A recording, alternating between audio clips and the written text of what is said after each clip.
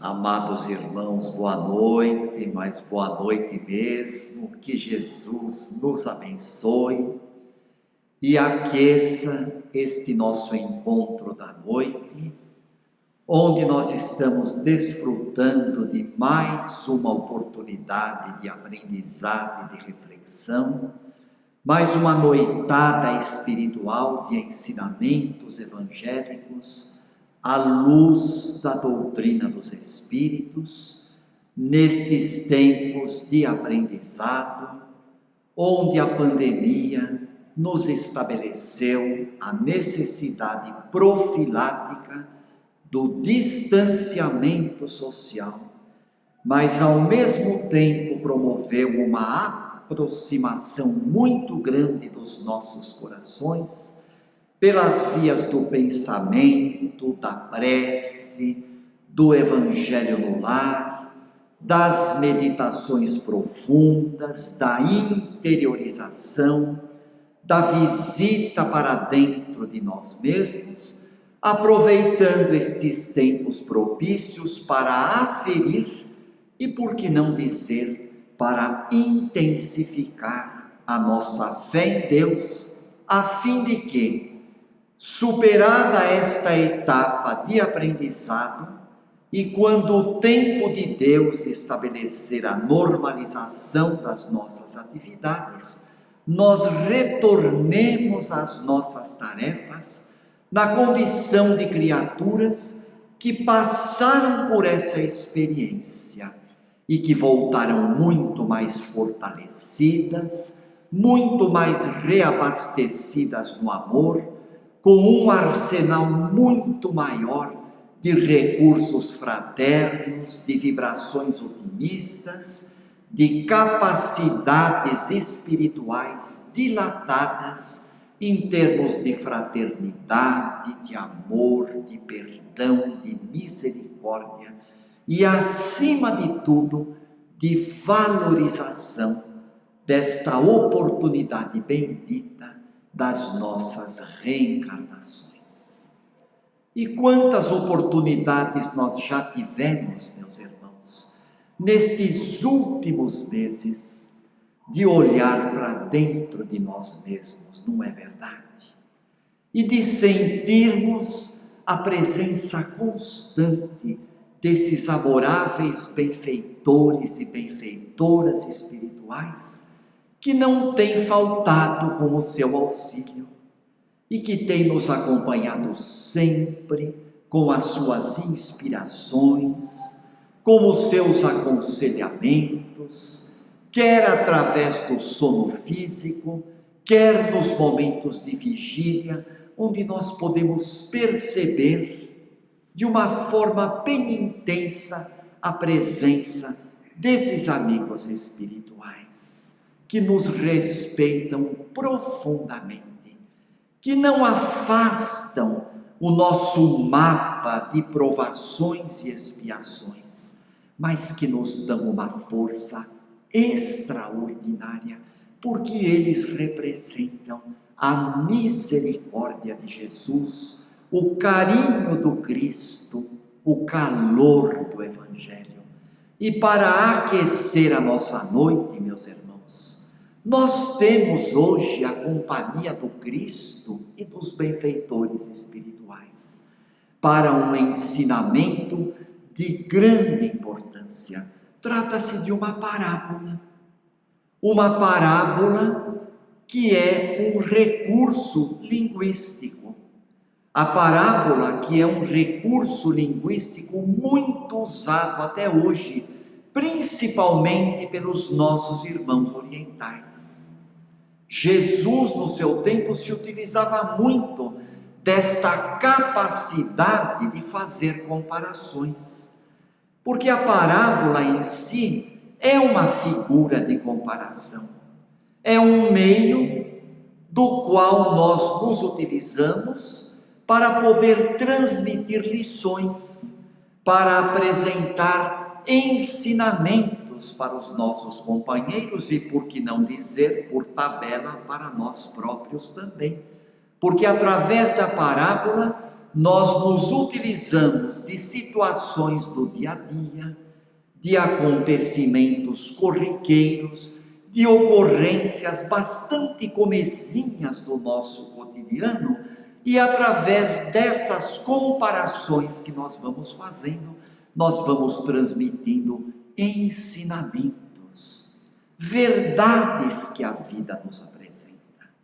E Jesus se utilizava muito desta técnica. Tanto isso é verdade, meus irmãos, que no Evangelho de Mateus nós vamos encontrar o discurso das parábolas de Jesus. E uma das parábolas, meus irmãos, é exatamente a que nós vamos estudar nesta noite, que é a parábola dos talentos. A parábola dos talentos que está catalogada no 25º capítulo do evangelista Mateus, nos versículos de 14 a 30. E nesta parábola, meus irmãos, Jesus compara o reino dos céus, esse reino de tranquilidade, de trabalho, de esperança, de bem-querença, de benevolência. Ele compara ao dono de uma grande propriedade, de uma grande vinha, a um homem que, muito atarefado, precisou fazer uma longa viagem para um país muito longínquo. E este dono da propriedade, um pouco antes de viajar, ele chamou 3 servos e lhes entregou os seus bens para que esse servo administrasse os seus bens. Então, ao primeiro servo, ele entregou 5 talentos. Ao segundo servo, ele entregou 2 talentos. E ao terceiro servo, ele entregou 1 talento, distribuindo seus bens em forma de talentos, que foram entregues conforme a capacidade de cada um desses servos. Ou seja, este senhor conhecia muito bem os servos com os quais ele estava lidando. E ele foi então para o seu compromisso numa terra muito longínqua, outorgando a estes servos o dever de trabalhar com esses talentos. E o que aconteceu em seguida? O primeiro servo, que havia recebido 5 talentos, ele começou a trabalhar e foi negociar com estes 5 talentos recebidos. Movimentou esses talentos, utilizou os seus recursos, trabalhou denodadamente, lutou bastante e depois voltou para a vinha, trazendo, além desses 5 talentos que ele havia recebido, outros 5 que ganhou. O segundo servo agiu da mesma maneira.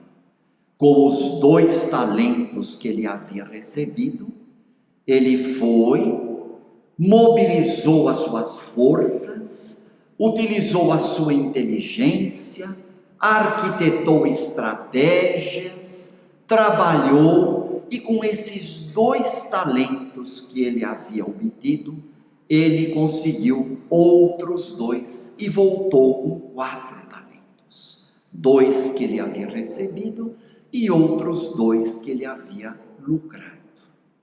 E o terceiro servo, como estava?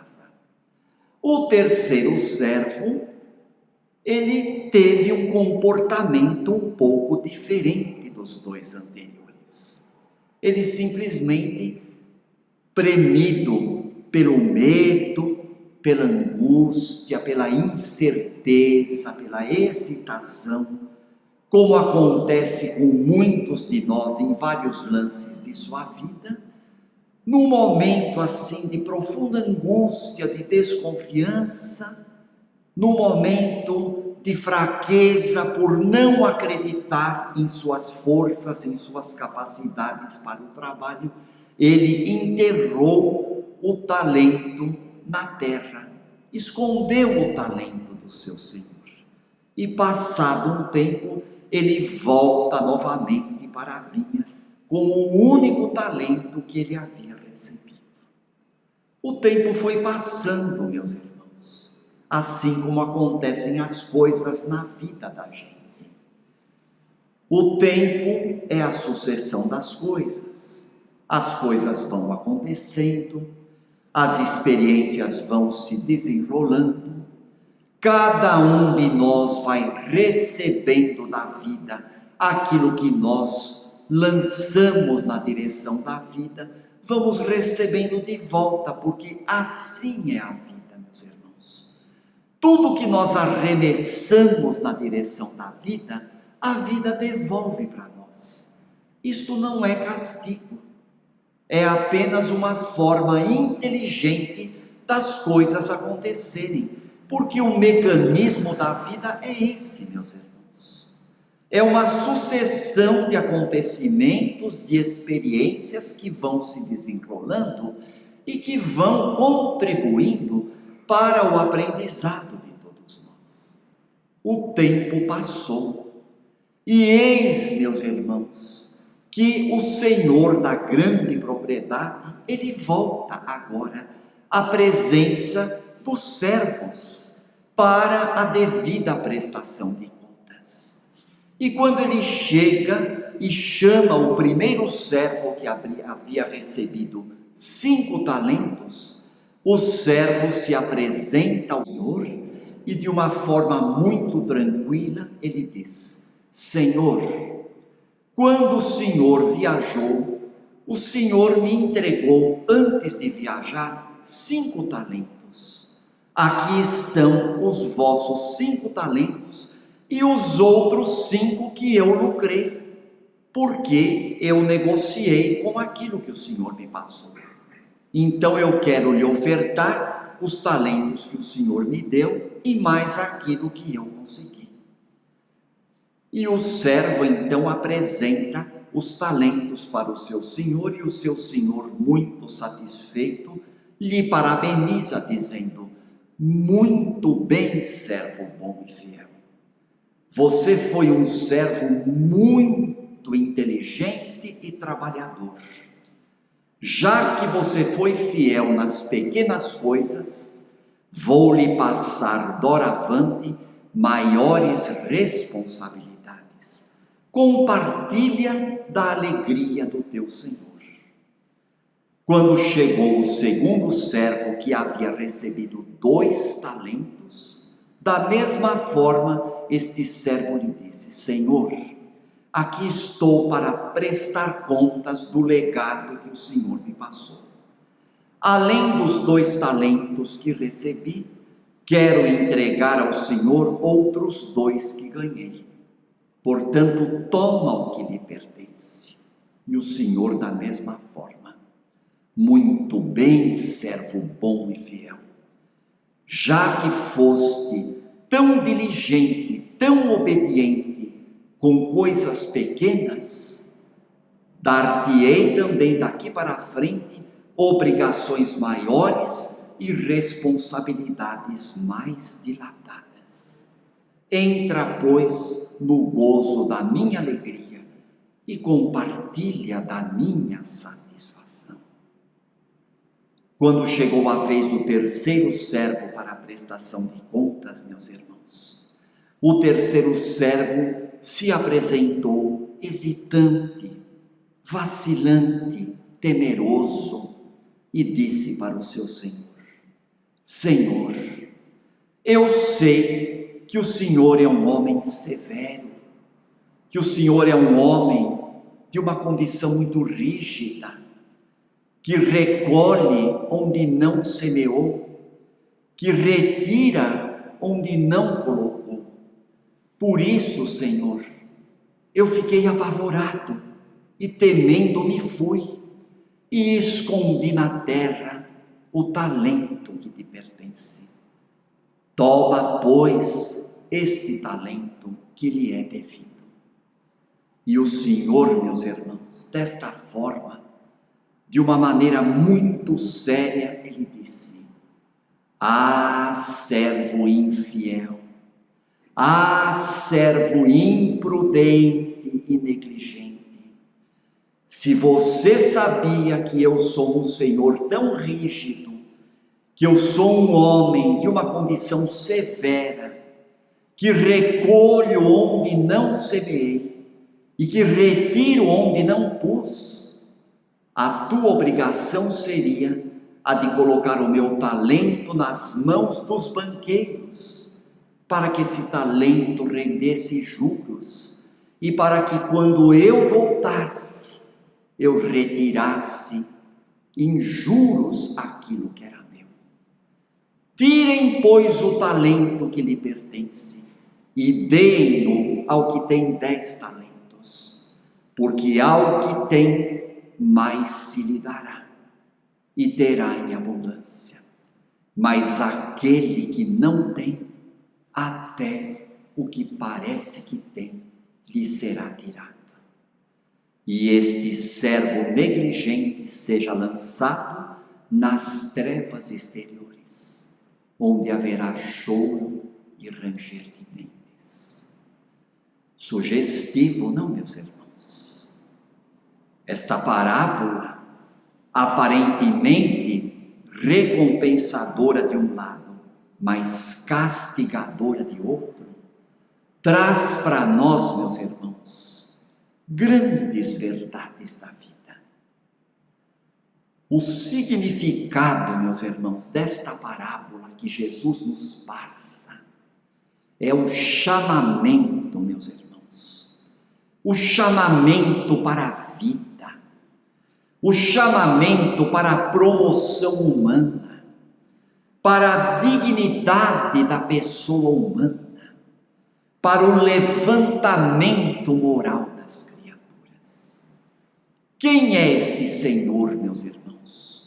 O dono desta grande vinha é Deus, é o Pai de amor, o Pai de misericórdia, este Pai amoroso que outorga aos seus filhos, que são os servos desta parábola, oportunidades de viver, de amar, de aprender, de progredir, de desenvolver as potências da alma, que são as suas faculdades intelectuais, espirituais e morais.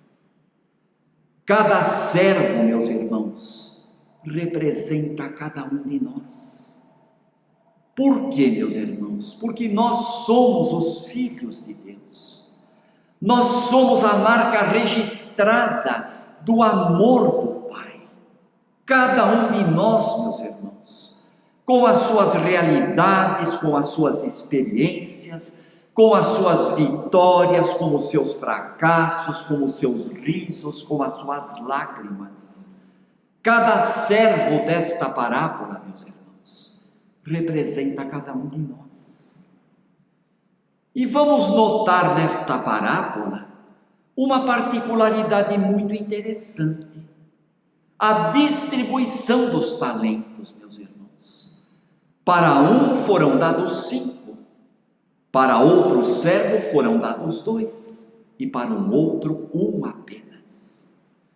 Esta divisão de talentos, meus irmãos, olhem que interessante, meus queridos, não tem nada de injusta, não tem nada de arbitrária e nem de desigual, muito pelo contrário. É uma distribuição soberanamente inteligente e equitativa, porque os talentos foram dados conforme a capacidade de cada um, conforme a experiência de cada um. E para nós, meus irmãos, é a mesma coisa. Nós fazemos o projeto reencarnatório, escolhemos as provas, é claro, com a supervisão dos mentores e técnicos da espiritualidade, e toda a nossa reencarnação é planejada de acordo com a capacidade de cada um de nós.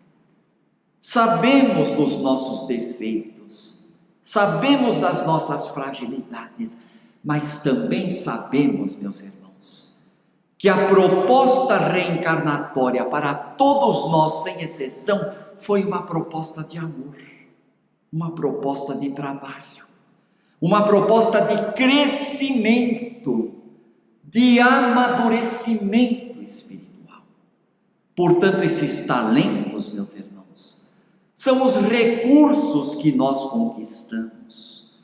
Tudo aquilo que nós já obtivemos de bom em outras vidas, e por que não dizer nesta também.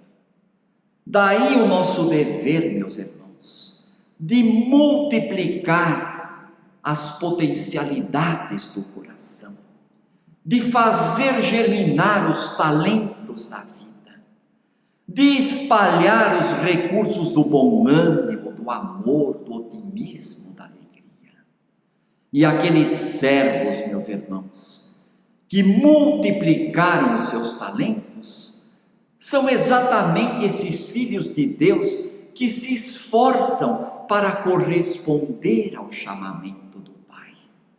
Esses filhos de Deus que não hesitam em aproveitar uma oportunidade para ajudar, para estender a mão, para fazer alguém feliz, movimentando os seus recursos, meus irmãos, no auxílio ao próximo, na valorização da vida, no treinamento do perdão, na tolerância, na benevolência, no fortalecimento e na valorização das pessoas.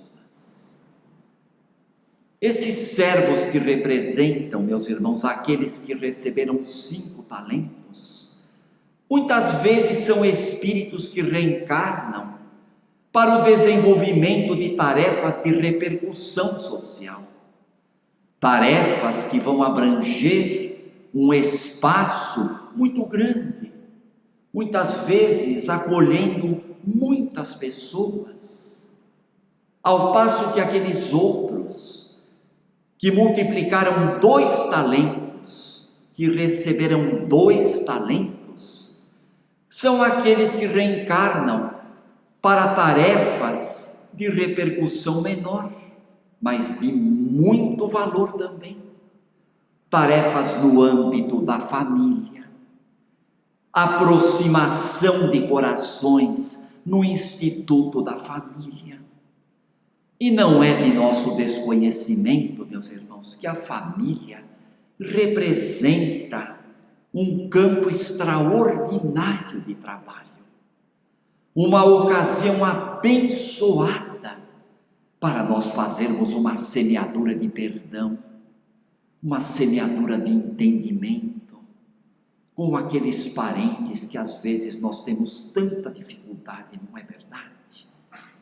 A família não é um mar de rosas, nós sabemos disso. Nós temos espíritos que se querem muito bem reencarnados no contexto familiar. Quem não tem, não é mesmo? Aquele pai, aquela mãe, aquele tio, aquele vovô, aquela vovó, com quem se dá tão bem, não é verdade? Mas também tem aquele parente que provoca um gelinho da espinha, não é mesmo? Que nós percebemos até pelo fluido, pela vibração, a aproximação física daquele parente. Ih, fulano está chegando, está me virando o estômago, estou começando a passar mal, e às vezes a previsão se confirma, é realmente este parente mais difícil que vem nos fazer uma visita. Isto acontece, isto é comum. Mas quantas tarefas de amor, meus irmãos, estão sendo feitas no anonimato dentro da família, até mesmo nesta pandemia, onde a convivência familiar se estreitou, não é verdade? Onde muitos pais, muitas mães, com aquelas agendas superlotadas, foram convidados a trabalhar em home office e a desenvolver uma convivência maior com os filhos. A prece em família, que está sendo feita com mais frequência, a convivência que se tornou mais estreita, talentos que foram sendo descobertos nesta convivência. Olha a repercussão boa, meus irmãos, quando esses talentos são trabalhados, não é verdade? Então, aqueles servos que multiplicam os seus talentos são os filhos de Deus que se esforçam para corresponder à vontade do Pai. E que vontade é essa? A vontade que cada filho cresça, a vontade de que cada filho sintonize com o amor, a vontade de que cada filho desenvolva as suas potencialidades, a vontade de que cada filho se incline ao amor, ao perdão, ao bom ânimo, à fraternidade. Mas vamos analisar agora, meus irmãos, aquele servo que enterrou o seu talento na terra. O que será que aconteceu com ele, meus irmãos? O que acontece com muitos de nós, que muitas vezes duvidamos da presença dos amigos espirituais. Muitas vezes duvidamos das grandes lições do Espiritismo. Muitas vezes, meus irmãos, permitimos que a erva daninha do medo, da desconfiança, da hesitação tome conta do nosso coração. E quantas vezes, meus irmãos, um tarefeiro abandona uma tarefa, um coraçãozinho que estava indo tão bem na sua mediunidade, estava desempenhando um trabalho tão útil na casa espírita, ou até mesmo fora dela, na igreja, no convívio social, no clube, na família, na escola. Esse coração se deixa levar pela invigilância, pela saturação, se sente enfarado, se sente enfastiado, começa a se deixar levar pela rotina, vai esmorecendo na prece e vai desanimando, gente. E não tem coisa mais triste neste mundo do que um tarefeiro de Jesus desanimado, tristinho, enfraquecido. É o tarefeiro que está enterrando o seu talento na terra. Ou então, meus irmãos, aquele irmão que perde as oportunidades de crescimento espiritual. Oportunidades que muitas vezes chegam na forma de uma enfermidade a ser testemunhada com paciência, uma doença degenerativa a ser enfrentada com coragem, às vezes um filho ingrato que requer do papai e da mamãe uma dose maior de compreensão, de carinho, ou então uma grande injustiça sofrida a ser suportada com coragem e sem revolta no coração, uma traição, uma deslealdade a ser enfrentada com largueza de ânimo. Então essas oportunidades, muitas vezes, meus irmãos, são oportunidades que passam e que a criatura, em se deixando levar pela revolta, pelo desamor, endurece o seu coração. E o coração endurecido, meus irmãos, é o talento enterrado na terra. E o que diz então o dono da vinha? Aquele que tem, mais terá, mais lhe será dado, e mais ele terá em abundância. Ou seja, quem aproveita as oportunidades reencarnatórias para fazer o bem, quem aproveita os seus testemunhos para aumentar a coragem e a confiança em Deus, mais talentos terá. Porque os talentos são dados a todos, meus irmãos, mas aquele que melhor aproveitar, mais terá.